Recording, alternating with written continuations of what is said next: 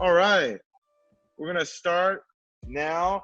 Hey guys, welcome to FoodFestLive. Today I'll be broadcasting over here at Looseleaf Boba. I ran over here. I'm keeping safe. We're socially distancing. Like he is right over there actually, but we're just making sure we're 6 feet apart. We got our masks handy. He has one next to his hand, even though you can't see it. So we're all ready for all of that. And this is a gorgeous location, by the way, in Long Beach. And I actually, a quick background story. I actually went to school in Long Beach as well, so I lived 5 years out here. We'll talk about that a little bit later. Today, thank you guys. This is a brand new experience. Every food fest so far, we've changed the format. We've done some different things. You know, we had a cooking class the other day, like a decorating donut class.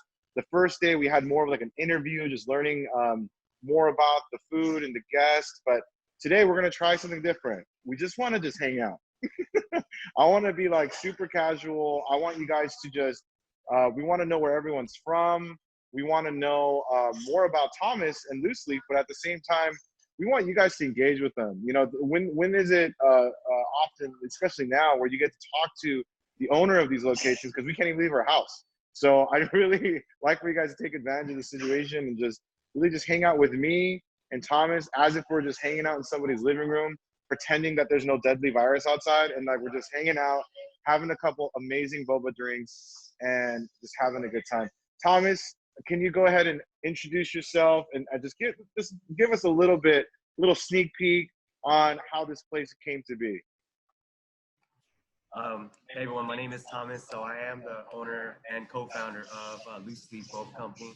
I actually started this business with my girlfriend at the time. Her name's Jazz. My wife now. We got 2 kids together. So I started selling boba out of a slot, West Covina. I was raised in the 66, born in San Gabriel Valley. And selling at the slot, I was able to connect people from different backgrounds and like cultures.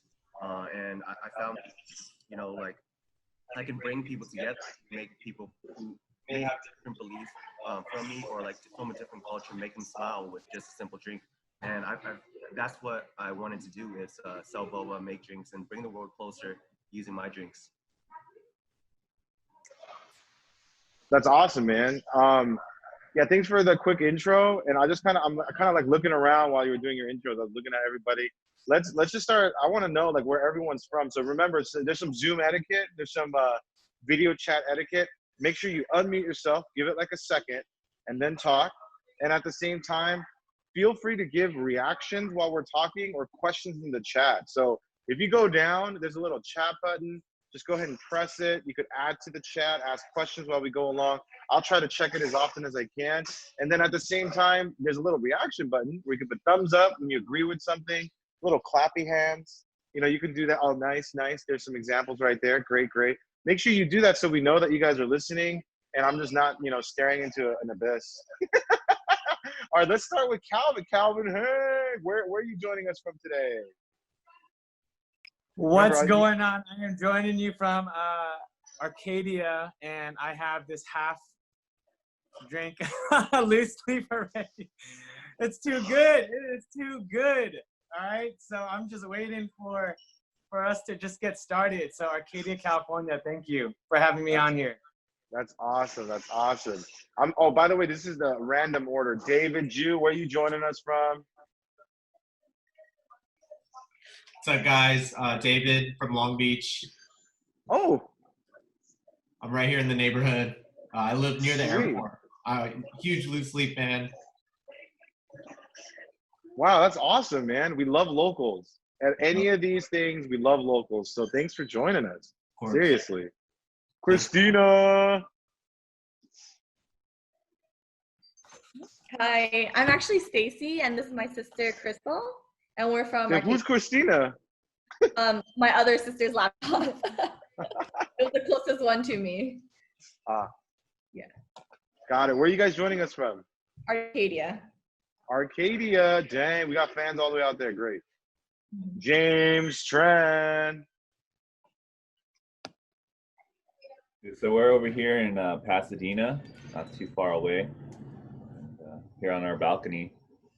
Sweet. It looks beautiful from here. That's awesome. Celine, one of our team members, where you popping in from? I knew you were traveling. Are you back home?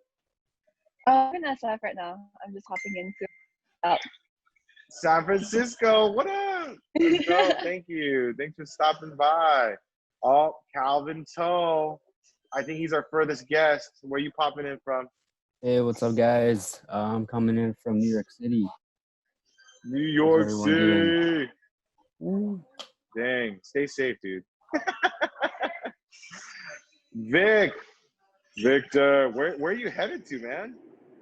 I just did my last delivery of boba to John Ting in Alhambra. Now I'm going to head home to Orange County. All right. Awesome. Thanks for doing that and getting it out there on time. Thank you. Tiffany Hang. Hey guys, I'm upstairs of Calvin Hang's still in Arcadia. Sweet. I see the resemblance. Awesome. Brian Lamb, our amazing supporter, Brian. He's been at every show. Thank you so much. Hey, where you calling in from, man? What's up, guys? I'm also tuning in Arcadia, probably 2 minutes away from the Hang residence. Love that. Oh, I see someone just joining in. But Jason, are you available for camera? If not, you can just say hi on audio. Jason Lee or Lee.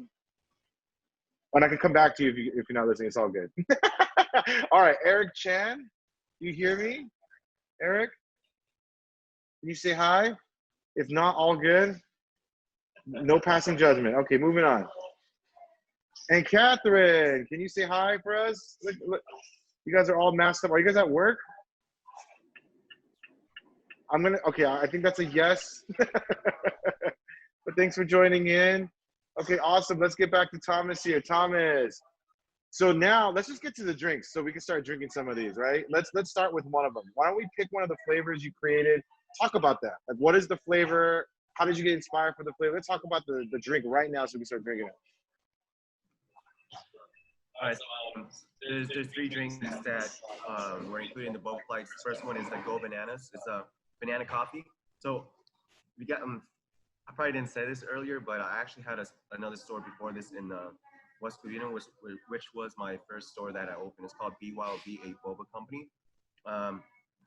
And I came up with a banana coffee back then, but I used like powders and syrups and things. So I wanted to recreate that drinks using natural ingredients. So the drink that you're actually drinking, the banana coffee, it's actually made with 100% real banana. So we actually make our banana paste in-house. We caramelize the rum with the brown sugar, add a little cinnamon, and then Vietnamese coffee goes on top.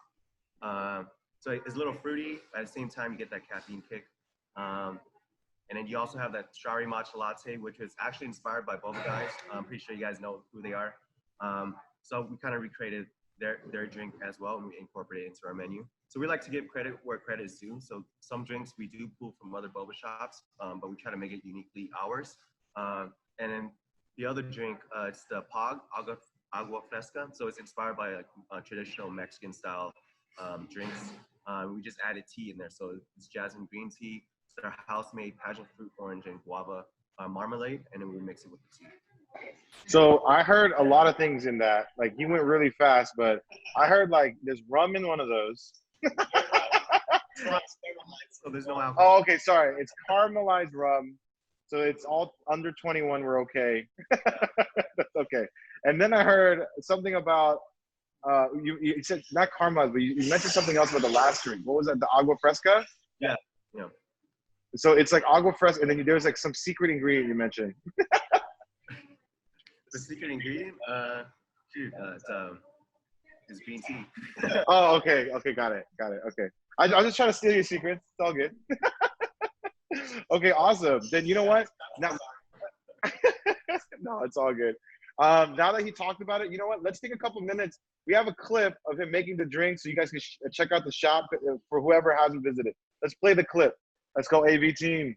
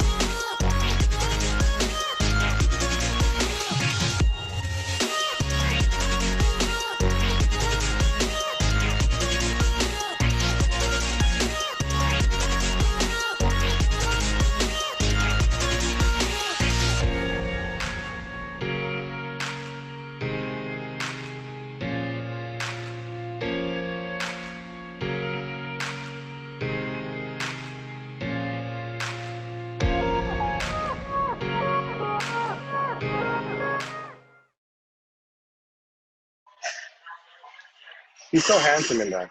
He's so handsome. All right. So a couple of questions right away that I have is, and guys, start putting some questions down there.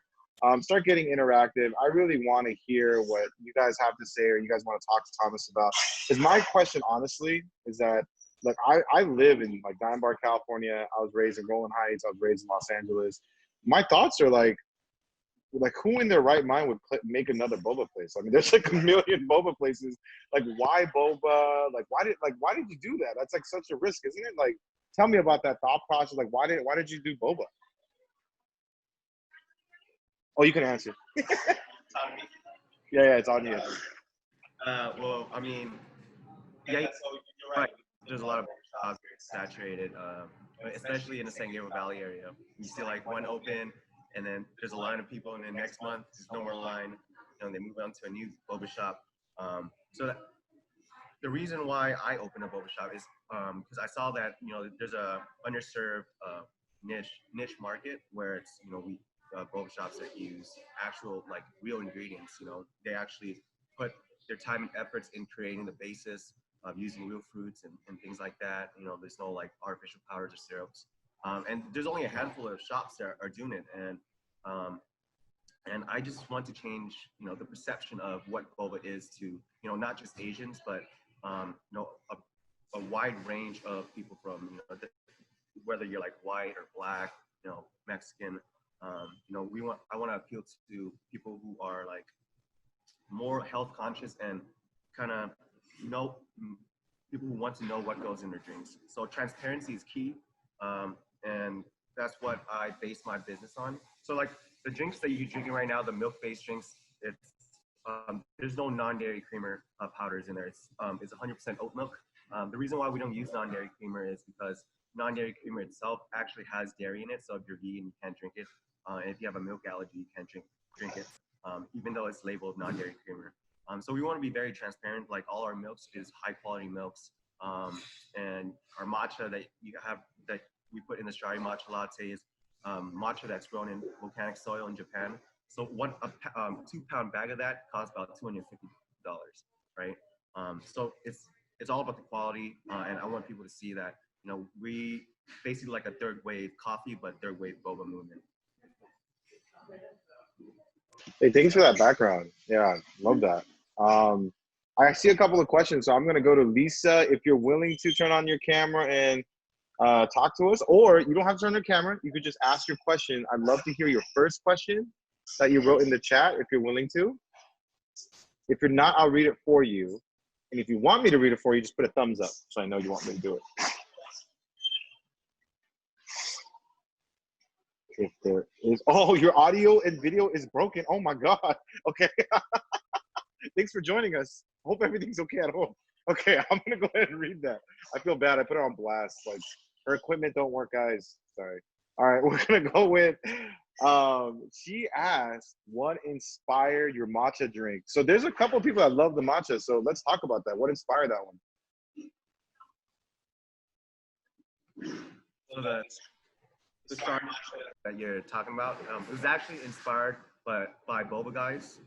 So we kind of took their idea of incorporating a strawberry compote, which we cook in the house with strawberries and we boil everything down. But before we actually took the idea from Boba guys, my wife actually told me to incorporate that drink in my menu at my first store, but I said no. And then over the years, when I opened up Looseleaf, I was like, Jasmine, you had a really great idea with that strawberry matcha. Now it's not an original idea anymore. But yeah, that's where we got the inspiration from. And yeah, we do have a lot of other matcha drinks. So we have like a dirty matcha, which is made with organic cacao, which is raw chocolate. And then a golden matcha milk, which we incorporate traditional Indian style like tea, so golden milk and things like that. It's actually very popular. It tastes like horchata a little bit, has like ginger and things like that. We do have other matcha drinks. If you guys want to stop by, I'm not going to tell you guys all the matcha drinks, but that's basically. So did you guys hear that teaser? There's a lot of good drinks here, like this one that you guys don't have access to.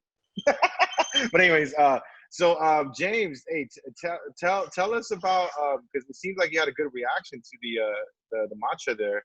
Like, what do you do? You taste all the stuff you just talked about? Tell us what you like about it. I saw your comments there. Actually, that was Leonie's comment, so I'll let her tell you about the matcha. It was good though. I liked it. I really like strawberries, so the combination works really well for me. I don't normally drink like caffeinated drinks, but if there's some strawberry in them, I'll take a few sips. It reminds me of that one Vietnamese dessert with the 3 colors. It was like red, green, and I think like white before it got mixed up. Oh yeah. The Jet Bama, right? Yeah. You as your seasonal item. It's better than Jet Bama though. 2 thumbs up. Nice. I don't even know what that dessert is, so I'm gonna have to check that out. But nice. I have another question here from Celine. Would you like to read your question? Wait, is it me? Yeah, sorry, I just like lost my audio, but I was curious why you decided to move from West Covina to Long Beach, because I feel like it's a really far drive, or like completely different areas. Well, the West Covina location is still open. I gave the store to my mom, so she's actually running it now. I help her every now and then. But the reason why I came to Long Beach is because of the demographics. It's not just majority Asians, you know, because I want to bring my drinks to more a diverse group of people, you know, and share my cultural upbringing with people. Because growing up in the SUV, we always kick it at like boba shops, like kind of like that third place, like Starbucks, right? And I want to bring that type of concept into a place where it's kind of underserved here. There's not that many boba shops that open up in Long Beach, and it's it's an up and coming place where a lot of people are moving to. And my drinks are culturally inspired, so I pull ingredients from different cultures around the world and incorporate in my drinks. And I wanted to use my drinks to basically build a connection through food with people from, let's say, so different backgrounds and things like that. And I just feel like that's really important to me. I want to share my culture, through my drinks, basically. And I feel like Long Beach and maybe like downtown LA, or like a new store coming up in downtown Santa Ana is a good fit to for me to share my message. And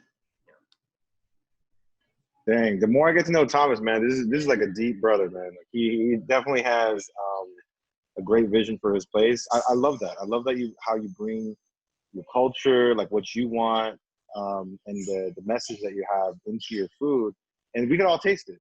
Like that's really what it is. We could all taste it, and I really do appreciate that. This next question is kind of, it might get heavy, so let's take a breath first. We got a question from Lisa, and I'm gonna read it for her because again, the audio video, not to put you on blast. But we got a question from her, and basically she saw like the videos of the store being boarded up. So we just wanted to hear about how was your store impacted because of COVID and the riots and protests. And actually I was shocked myself, like as I was driving here, because I haven't been to Long Beach in a while, because I mean this is just me being super transparent. Like I have little ones at home, so I've been staying away from the cities myself. So whenever I go into the cities, I'm always like really shocked and surprised like how impacted the cities are. And just driving up right now into Looseleaf, there's a lot of boards still up. There's a lot of places still closed. And just talk to us a little bit about that. How did that impact you? I mean,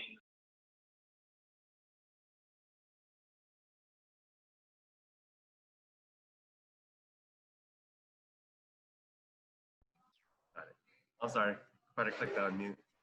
So the first 2 months during the shutdown, we were hit pretty hard, especially the first month because it was raining and people were panicking, coronavirus, and everything on the news. We didn't know where we were going to get money to pay rent, pay our staff, because we also had plans on expanding too. So we had some money in other locations that were about to open. So we were just, we were cash strapped. And I had I had to, step out of my comfort zone and basically ask community for help. I did start a GoFundMe, which actually helped propel us to, to be able to pay for that month's rent. And then the community started coming out in full support. They were buying like gift cards, and like ordering like multiple times a day. And because of the community, we were able to bounce back. And then now we're like on track to open basically our third location. And I'm super excited. And I just want to thank the community, because without them, I wouldn't be here. My team wouldn't be here. And yeah, I mean, it was really, really, it's been crazy 2020 year. And when the protests were happening, I guess it was a little tough, because I saw a lot of my fellow neighbors, they got broken into, and things like that. Luckily, my store was okay, but it was rough, because a lot of these stores, they just literally just opened up from the shutdowns, and then all of a sudden they got to board up again, and couldn't open for a couple days, which really hurt me as a business owner, because I want to understand their pain, but I really don't, because luckily for me, I was able to stay open, and they weren't, so yeah, it's a very sensitive subject. I don't want to go into it. Hey, thanks for sharing that. I know it's not easy to talk about that, relive it. I mean, it's definitely a weird time for all of us. I'm sure everybody on this screen was impacted one way or another. So if anything, I really do appreciate every single one of you guys that came out, because I'm sure you guys have Zoom fatigue. I'm sure you guys are tired of seeing each other on a screen. Like I'm sure of that. So a quick couple of things that I wanted to do. Whoever's available to turn the screen on, can we go ahead and do that now? I want to take a picture with Thomas so we can remember this unique event that we're doing. Like, I do want to take a quick picture with everybody. And then I know we still got some questions. We'll get to that at the very end. I want to do some quick fire, like every single person. We want to talk about a couple of things too. So let's do a picture first. Let's all turn on our screen. Let's get our drinks ready. And I'm going to pop mine open. I'm so excited right now. I didn't even do that because I was talking the whole time. Shame on me. I'm like, oh, got my straw ready. And you guys could all unmute. And I know there's a bunch of different ethnicities in here, so that'd be great if we could all say cheers in our language. That'd be super cool to me. Like, I'm just a big proponent of AAPI, so like, I'd love to hear that. I'm gonna say cheers in my language. So everybody unmute. Everybody unmute. And give me a cheers in your language. That'd be awesome. Everybody ready? Okay. Come back. Hey, Cheers. Oh, I love that. I almost dropped two because I'm sipping two at once. Oh yeah, good job, Mike. I totally spilled it on my thumb. I drank that like a baby. Okay, anyways, thank you guys for that. We're gonna. I just want to hear like some. Okay, I would love to know this. When was the first time you tried boba, and was that a positive or negative experience? That's all you have to say. I don't like boba. Sorry, guys. Did you guys hear that? Thomas doesn't even like boba. Why am I drinking this, bro? Like, I don't want to drink this anymore. All right. Well, let's start with David. We offered some to the cat, but Yeah. First time you drank boba, did you like it or not like it? Me, I love boba. Oh, that's awesome. The first time? Yeah, first time. No way. Yeah, K-Town. Like, I forgot where I went for the first time I had it, but it was in K-Town, and I loved it. Oh, K-Town? Yeah, K-Town, what's up? All right, that's awesome. James and Leone, first time you had boba? First time I had boba was probably working at a Tapioca Express in college during freshman year. Probably my first boba. Wow. What about you, Leone?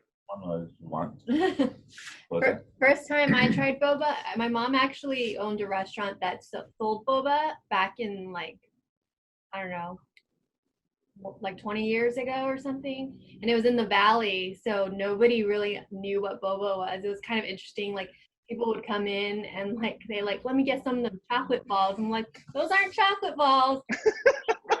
Learn what- and it was hard to explain because it's tapioca. Like nobody knows what tapioca actually is. Okay, you didn't explain it where it was just like a slimy random object in the bottom of your drink? No, I did not explain it. Okay. Okay, got it. I want to add to that. So like, yeah, like we get a lot of people who come in and ask us what is boba. And the fun part is to educate them like, hey, so boba came from Taiwan, and then all these drinks were inspired by Taiwanese cafes and coming into America. And I think that the best part of having a boba concept and having people who don't know what these drinks are or what boba is educating them and teaching them about your culture, and it all comes back to culture. It all comes back to sharing, and that's how we build a better world, is by educating and teaching people about the differences in culture. That's it. Yeah, he just can't stop being this superhero, man. I love that. Some people come in like, I love that. Yeah. Hey, thanks for sharing that. Calvin, so when was the first time you had boba, man? Probably somewhere like in middle school or somewhere. But my first boba, or I mean, I don't call it boba. In East Coast, we call it bubble tea thing. Probably at like a Chinese bakery. Like if you're Chinese, you call it Jeonju Naita. So probably that was my first time, and I was like, it's pretty good. All right. There's a lot of people that liked it. I have a totally different experience. I'll share that later. Brian Lamb. Yeah, I think the first time I had it was in middle school, because there was like a Quickly and a Tapioca Express within like the same 2-mile radius. So just trade back and forth. Hey, I gotta, Brian, real quick, get back on the thing real quick. Unmute. I gotta ask you, since you have your straw set up like that, I need you to take a drink of each one, like bap, bap, bap. Let's get a close up. That tastes good like that? Yeah. I thought it was like speaking in front of his router or something. I know. I was just like, yeah, that was awesome. Jason and Ashley, when's the first time you had boba? Hey, what up? Probably third grade. My mom bought home like Quickly boba. Oh man. Yeah, I liked it right away, but I didn't have real boba, like the really good ones, till like college. From like. What about you, Ashley? Probably in high school, but I grew up in like in a white neighborhood, so I didn't have like good boba until I started dating him. So. Oh, okay. Yeah, I'm from 626, and she's from San Diego, so. Yeah, oh, put all the good stuff. Yeah, a lot of education there. Yeah. Yeah, 626 knows. That's awesome. Yeah. Mike Lee, first time you had boba. My brother's girlfriend had like owned a boba shop, or sort of, and that was the first time I had it. It was like a honeydew flavor, and then I was really sad that like it came in the powder instead of like actual honeydew. Oh man. But yeah, I didn't know there was like so many flavors until college. Yeah. So. What about your friend over there? Introduce yourself. My name's Chris. I actually didn't have boba until college, like freshman dorm experience. Oh wow. Going to Chopper Tea, the almond milk tea. Chopper Tea at UC Irvine. UC Irvine, yeah. I was hoping you would say this was your first time, but it's all good. No, he owns a boba bar. Oh, he owns does? a boba bar. Yeah, like what? A full-on book to like see how to show you all the like different. Oh my god! There it is. Okay, I'm gonna interview you later. I'm sorry. I'm ashamed of saying that. I've only made like 6 or 7 of the drinks in that book so far, though. Oh wow. It's got a lot of drinks. Yeah, we're gonna speed through this. Calvin, hang. On screen. Yeah. So for me, same thing. Same thing with Brian. We had to quickly.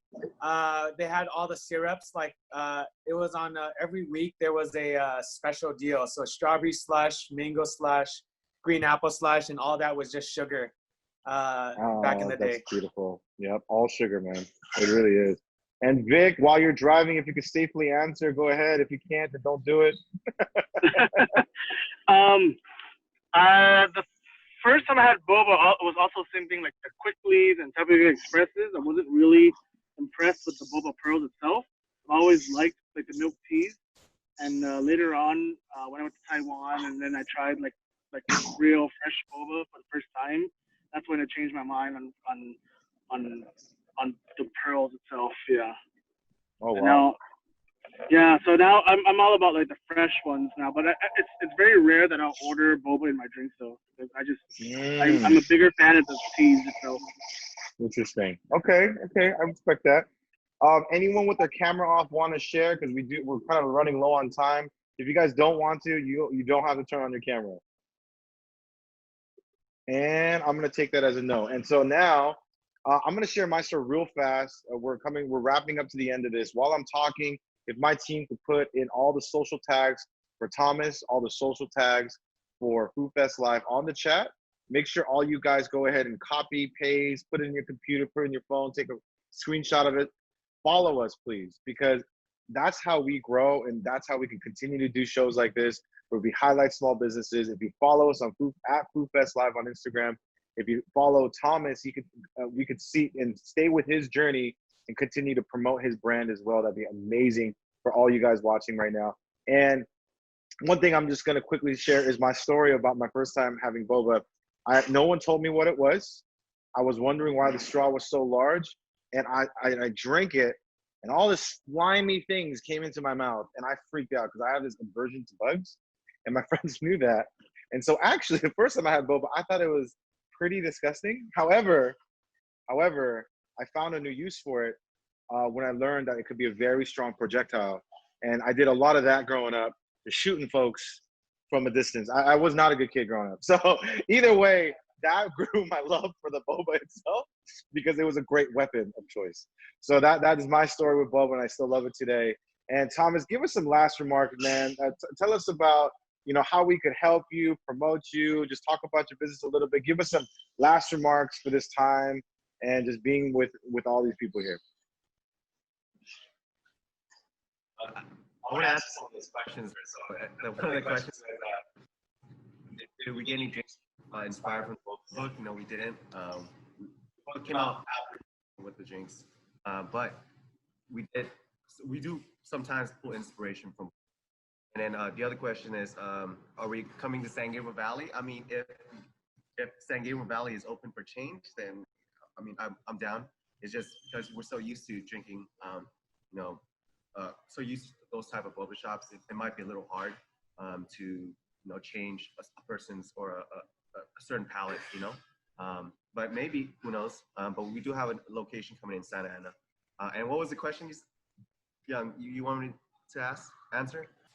So I'm gonna repeat a couple of things real quick. Hummus, make sure your mic's a little bit closer to you. You're cutting in and out, so I'm just gonna repeat what you said as well. Basically, no, the boba book didn't come out before, so he was inspired. I don't think he was inspired by some of those, but it's all good. And then, yes, you might think about San Gabriel Valley. Yes. Awesome. Maybe. Yeah, maybe. he said maybe. Okay, got it. Maybe. And the question was basically just last remarks, man. Just give us a message of how we can help you. So basically, I mean, you can follow us on Instagram, Looseleaf Boba. So it's at Looseleaf Boba, or you can follow us on Facebook. And you can support us just by coming down, buying a drink. That's about it. Just whatever you guys want. Awesome. Well, I know all of us will do that. Everyone gives a thumbs up. Let's all turn off our mics now. Thank you guys for joining us for FoodFestLive. Thank you everybody for being here with this unique experience. Let's clap it down. Let's clap it down for Thomas and everybody here. Let's clap it down. Let's hear that on the mics. Turn off their mics. I want to hear those claps. Thank you guys to joining us for show number 3. We have show number 4 tomorrow. If you have any friends in Chino, Diamond Bar, Walnut, in a 15-mile radius of Chino, if you have any friends out there, we're going to try some burgers tomorrow. So if you guys want to try some burgers, come join us. If you guys just want to watch the burger eating, not as fun, but you guys could also do that.